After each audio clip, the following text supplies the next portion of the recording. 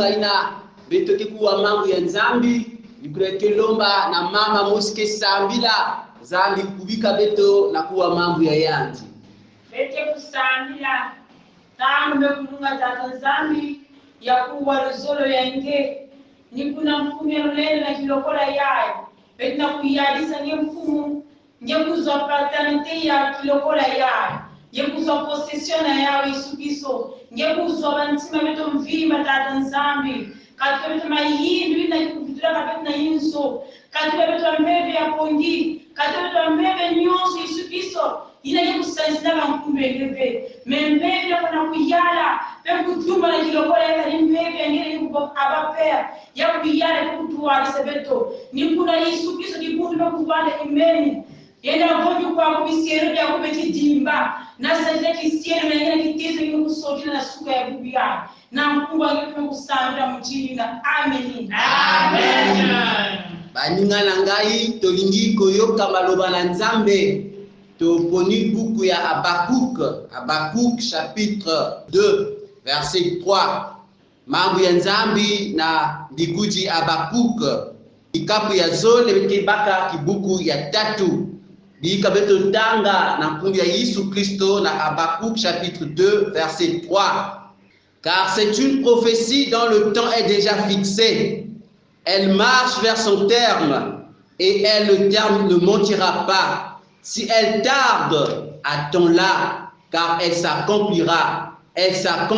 certainement. Yakele mbikudulu ina tangu mekulunga to mekulunguswa yake na kukwenda na kulunguswa yake kuvuna ve kana yake na kusikila vingila samcheke lunguswa yake lunguswa na macheleka ameni amen batata na bamama bankunji na Yesu Kristo luzingu kele luzingu ya mpasi entangu nyonso bamange mchina mtili kina nata beto na kugifula byuvu tangu ina bamama kina kumina beto beto kugifula mesamna hiki jambu ya samna hiki ya na hiki kwanza Tanzania esumula beto bankwa Kristo beto ke kuma na kuifula nzambi byuvu beputo mkina sambila mkina kimange boma mkina sosa kizizi yange mkina kwena na kora ne samna hiki mambe kina kumina Mungu batata na bamama byuvu ya na babanya fiki kuifula ya na bakuluntu me yake mtindu ina luzime kuilama me na mambo ya beto ya yakele mikuji Habakkuk mutu yandi pe par rapport ya bamama kina kuluta na Juda kina kukifula byuvu yani kina kutala mtindu bazenemi ya Juda mekuisa kwa envahir Juda bakina kukwamisha kufikisa kimini ya Juda yani kina kulomba kufuna Tanzania leta nzambi samna hiki mute imbi kina kusala imbi yake kutatamana menge kina kuzonza jambo ve mukina kupomizila nge samna Juda mais parce que na tatamana donc Habakkuk na kufula byuvu samna mpasi na wakina kubabana parce que babonje imbi ni temps kuiza envahir ba et parce que na kutalana yani kina kufula nzambi nzambi iki kwanja Tanzania batata na bamama beto nangembe yakina kupilo itampina ile utafisila byuvu pourtant ita pole hizo anza beto kila kingine kilo bekina kulonga mambo yenza na kila batangu pena basi kina kumla beto kila kufana mtindo Habakkuk na kujifila byuvu betata nzambi samna ikibana ya Mungu samna iki makwele ya Mungu samna iki kisali ya Mungu dikanja mta Tanzania gibundi ya beto isi ya beto yake byuvu beto bekina kujifula me na nzile ya mambo ya batata na bamama beto ke simba bamambo ya nguji tatu ina nzambi kina kulakisa na Habakkuk mambo ya tete batata na bamama ina kina talana na kibuku ya c'est que Habakkuk ina kila se plaindre par rapport à bamama kina kubwabana par rapport ina kina kuluta yani kina kubonzila Tanzania mais kina na impression que nzambi kina kuila nive et ya mena tena kudouter est-ce que nzambi yake mort est-ce que nzambi ina sabia kina kuwa Mungu puisque kina boka mais mambo kina changer ya mena ta Habakkuk na doute et mambo ya kaka batata na bamama ila biki bakula c'est que nzambi ke souverain nzambe asala ka oyo alingi nzambe akokisa mokano na ye na tango na ye po etazali nzambe donc yakena kulakisa souveraineté ya nzambe Dieu est souverain il fait ce qu'il veut d'ailleurs Comme avec David Mezonza, notre Dieu est dans les cieux, il fait ce qu'il veut. Il y a quelqu'un qui sa souveraineté est Tanzania, na luzingi avec le ban ya tata. Zami. Et bien tout fond la kujimaya. Et mambo ya tatu ya nguti ina kibuku yake na labisa beto yakina nata tunafanya espérance. Quel que soit le tango, quel que soit visite, quel que soit le passé, beto foi na vana espérance. Voilà na yiki espérance. Voilà pourquoi nguti ya diambu ya mambo yote suka ya lezo na rukutu, ne perds pas ta foi. Dieu accomplira sa promesse. Kubwisa kimini angeve nzambi kelungisa nsilu yani kubwisa kimini angeve nzambi kelungisa nsilu yani otegekele na kuwa mpanga munu peut-être na isi anzenda kotegekele banzilu ina nzambi salaka nge tukange kuma kotegekele yakena lungu swave mpasi kama mtana talana kotenyo sika kuwa munu peut-être ina nzambi zonzaka yakena tala yauve ni mpasi kama kumina nge ni biazi zabati nzambi ina zonzaka ayala kuvuna asiki yani kenzambi na kelungisaka bansilulu kubwisa kiminuve vingila na lusambulu vingila tanganza ya kelunguswa obatata na bamama na mamu ya abakuka kena pesa yuvu na tatanza enzambi kila kufanya bamvutu na nzambi kila kufutula abakuka yani kena zona yani ve kuvutu kama nima ve kubwave ve kukota ve na kiadi parce que justice ya nzambi yake lunguswa yana na abakuti justice ya yanda yake lunguswa atako bontu kina kuilika imbi atako bontu kina kutermina nge zabati justice ya nzambi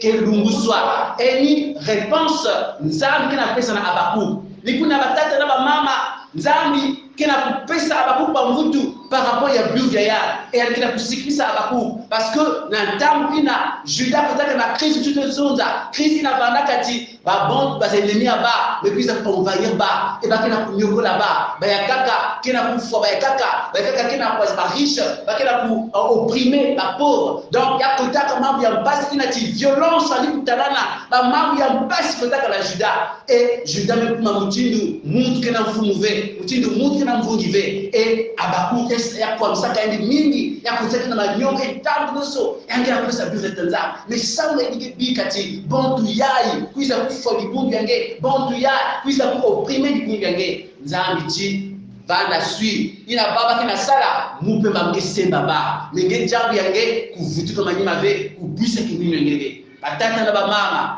ngena luzinga nge wapi mango kina kubwabana peut-être que ngeo singi ke opprimé peut-être que ngeo singi na période ya crise ina ata mango kile simave ina ngena kusosa ngena kusamila bakina lakisa ndeti ni mtontu zabati mtontu na kununga na taisa mwana nzambi atiki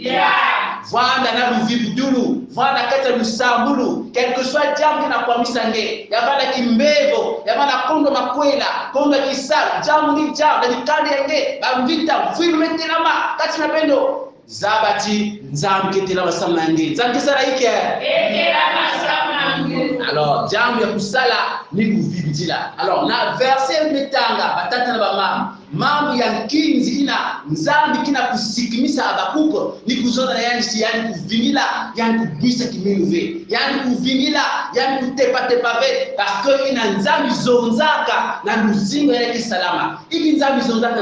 na abaku nzambi zona abaku na babiu yani ti muke ku juger muke ku semba ba mitontu ya Juda nzambi ti muke kulungisa ina mumezonza atako ya sikila atako mikila kutala ya ububu ya eve zabati muke lungisa mambo ina mumezonza samti nzambi ke vunaka be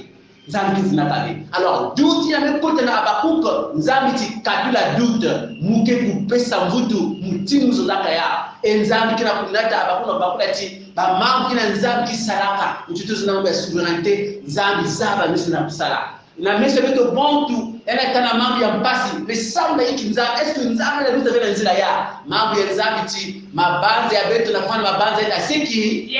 banzira ya beto kwa nzila ya siki nzila nzambi yena basi nyangala simeno wazukyo kyamba mono nzambi keti mona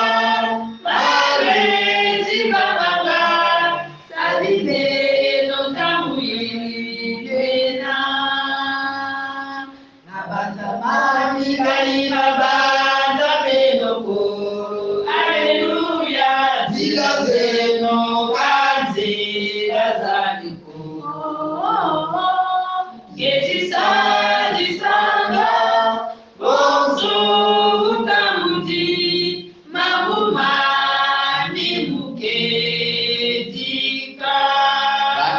ba mama mambo ya nzambe kedika. En tout cas, na ntango ya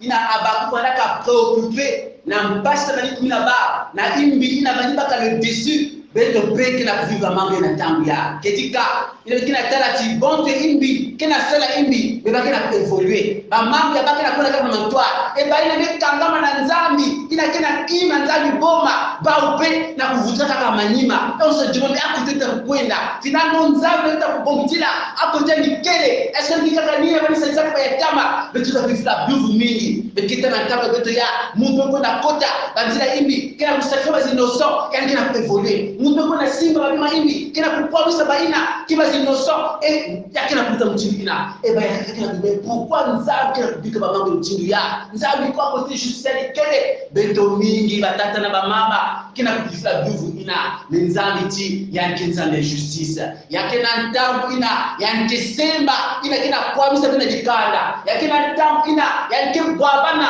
na mungu ina kina kwamisa mzimu yange jamu yange kuvutuka vema nyima kuvutuka vema manima kubwisa kimini yange kubwisa kimini ya sikama siama tatamana ndungunu ikele ya basi batata na ba mama ni kubwa na doute parce que doute kana doute on va y beto yana nata beto banzira ya kaka et ni ko bebisa banzira nzana kutusa ya kaseki e bantu mingi batata na ba mama doute me vuta baba nima bamekwenda kota banzira yimbi parce que impatience kwa takaba parce que doute kwa takaba e bubuya kaka ni dilu na manyongo ve zamna abakuti vingila sirulike lunguswa atako ya sikila vingila yakilunguswa tata na mama twenya ndumba toko kisikakekele nzambi mezabange nzambi kina talange bamama kina kubwabana bampasi yange bimbevo yange bambo losa kimbevo yeme dépenser mbongo yange yeme sosa ba traitement mtina mteke na simba be kubwisa kimini yange be ukota banzina ya imbi ve nzambi kina talange o ndumba mosi bame losa ya mbasu na belosa ya mbasu yame kota na mpasi ya kujila mambo se seka ya na se finga na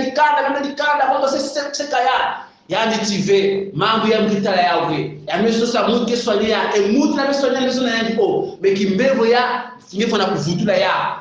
kuvutula na mungu ina mebunange ya yandi o memke vutula samti fonge vutula yandi ti d'accord mke vutula alors ne baka décision ya kuvutula lipe yani kwenda baka mbongo na indo alors teke alikwenda na mutu na kusema leso na divembe kwa Istanbul ina ndokona Istanbul ndongo kole kilubu ina kena kulonga na baina ke vutaka imbi na imbi e mambo nzambi no kilubu leso na tive kana mupe sarange imbi kuvutula ve ni nzambi ke s'occuper na ya alors ina mambo ina me toucher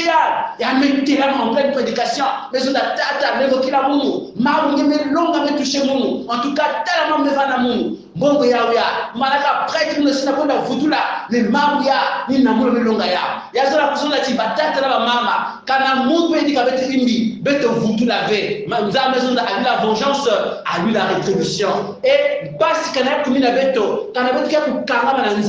nzambe na bika beto ve donc doute ya nata beto ve na kuvuta imbi na imbi doute ya kodisa beto ve na bainzo ina apake kuza annuler lusaku leketangula bantu mingi na kidokola ya même pas lusaku ya ba parce que ba vingira ka ve ba perdre kiminu impatience doute mais nataba na kunanda wazile kaka bakaka mkola kubola bimbevu sisi bakaka betano même deux fois parce que ba na doute kotaka ba impatience mais nzambe na suka yati vingira na kimbevu na kila kwa misange ubisa kiminu ve vingira na mambo ya visa ubisa kiminu ve vingira na mikala yana kuzabe kote kele ubisa kiminu ve vingira kukota na bareje imbive ina ke desnota Tanzania ukwenda tekisa nzutu ya ngeve ngekento sana kusosa mikala sana kusosa avantage gebakala ukwenda kukuma homosexuel ve sana kusosa avantage voilà passion voilà la kiminu vingira ntambu ya nzambi ya maison Abakouk, si la promesse tarde, attends-la, car elle s'accomplira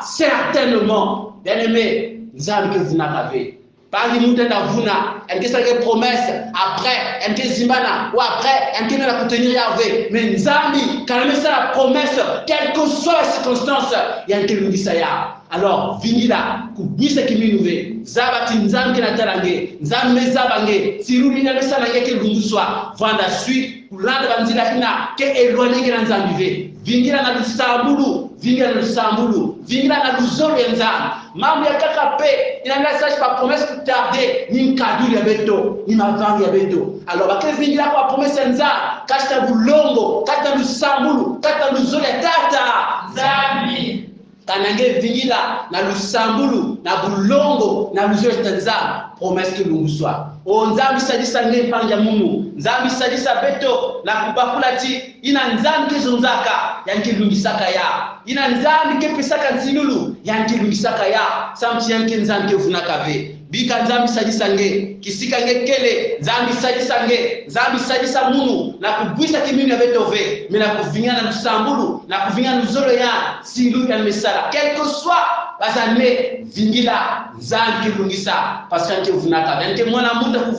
kuvuna ve, yanke muta kuvila majela ve, yanke zonzaka yanke salaka ya. Nzambi sakuna nge kotengekele, nzambi sadisa beto na kusimba mambo ya samti banzilu yanke lunguswaka ina ngebe yake lunguswa quelque soit situation kinange l'éclair kimi. Bika nzambi sakuna mambo ya. Amen. Amen. Tataka mariapa tuwezi sokayo.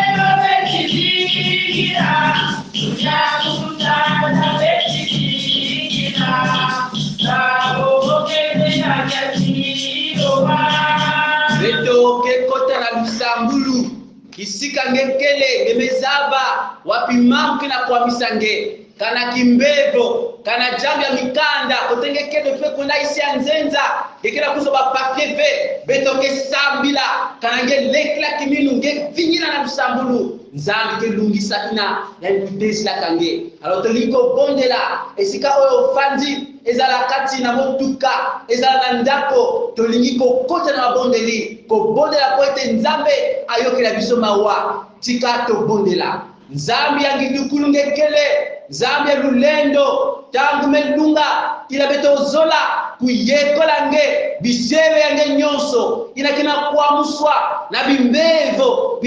ya nsisi bimbevo ina mekuma nkunda kati na bandudu tangu meluta mingi bamekusosa banzila bamekusosa bamedecin mekonsta medecin mchina mchini lunia kusikina tana ve na suka ya ngenzambe lunia kusu ngemfunya lunia kusu Jehova Rafa Yesu Kristo betokena bombi tilange bikage simba tata ya gesimba mama ya gesimba tona ya gesimba ndumba ya na kimbevo inakina kwambisa ya o betometala kanto ina kibiblia kana la kisabeto pendant 12 ans mais souffrir na hémorragie mais souffrir dans la perte de sang mais ina amesima kikuti yange kimbe rêve meniaka pourtant yani dépenser que mongo na bamedisa mutina mutindu yani tambula kalunda kusuve mena mesimba kikuti yange kaka yametambula lunya kusu na kilokola ya pesa lunya kusu pe na mama ya na diagnostiqué cancer à utérus na mama ya na diagnostiqué Seigneur cancer de sein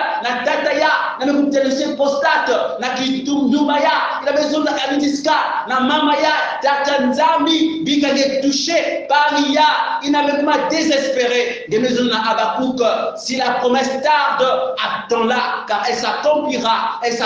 certainement lungi sa petit loulou ya lunya kusu na tata ya na toko ya na ntwena ya na ndumba ya na mama ya na suka ya Yesu Kristo simba simba simba simba simba simba simba baina nyonso ke kaka biadi kasna mpasi oh Yahvé tata ya twena ya kotani kele mikana keleve depani kwenda kaisi anzenza ya kuzo mikana ve pesa ndia na nzia lusambulu ya bigenge pesa solution na jamle ya Kristo do baina nyonso kina kuwange bisika bakele quelle que soit situation inakena kwamisa ya betume bongi tinange Yesu pesa solution ke nzambi ke salisaka pesa solution Yahvé yavana nsuni yavana mwela kimbevo nyonso jambu nyonso situation nyonso sadisa sakuba yetenenge kimbana betome lekla kiminu Yesu timeko wila beto peke sadisa baina nyonso lekla kimina kilukula ya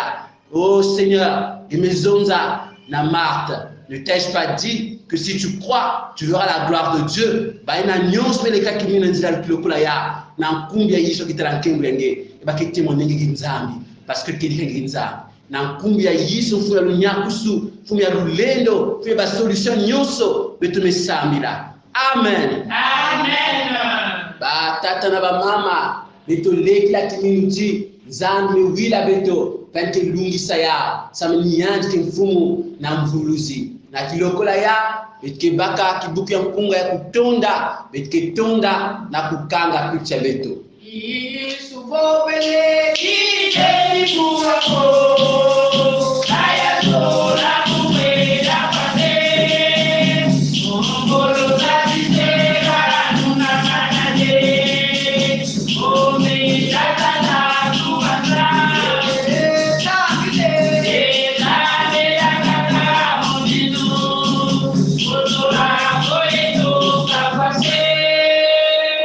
Notre Père qui es aux cieux, Que ton nom soit sanctifié, que ton règne vienne, que ta volonté soit faite sur la terre comme au ciel. Donne-nous aujourd'hui notre pain de ce jour. Pardonne-nous nos offenses, comme nous pardonnons aussi à ceux qui nous ont offensés. Et ne nous laisse pas entrer en tentation,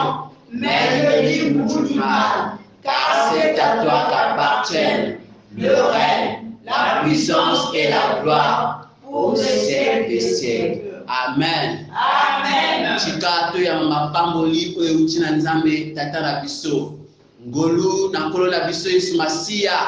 bolingo ya nzambe tata pekimia ya bolingo mosantu ewumela kasi na bino nyonso bisika oyo bozali tika nzambe apambola bino na nyonso oyo bozali koluka akokisa yango kasi na bino po ete bozala na kinya na kombo na Yesu Masia oyo ayokaka losambo mokonzi ya bakonzi tobondeli tosengi bongo amen Amen.